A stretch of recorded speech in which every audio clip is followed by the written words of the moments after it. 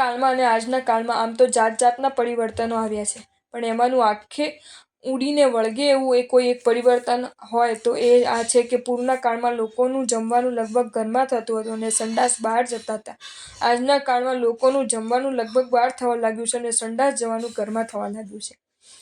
Hotel તમારા એટલી કેન્દ્રમાં નથી રાખતી જેટલી તમારા જીભને કેન્દ્રમાં રાખે છે, અને જ્યાં ભોજનના કેન્દ્રમાં જીભ મુખ્ય બને છે ત્યાં શરીરનું નિરોગી રહેવું મુશ્કેલ પ્રાય બની રહે છે.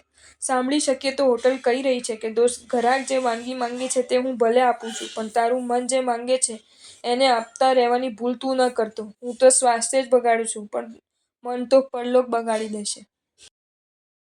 જો તમને આ વિડીયો ગમ્યો હોય તો આ વિડીયોને લાઈક કરો અને મારી ચેનલ જૈન ફેક્ટ્સ એન્ડ સ્ટોરીઝને સબસ્ક્રાઈબ કરો. ધન્યવાદ.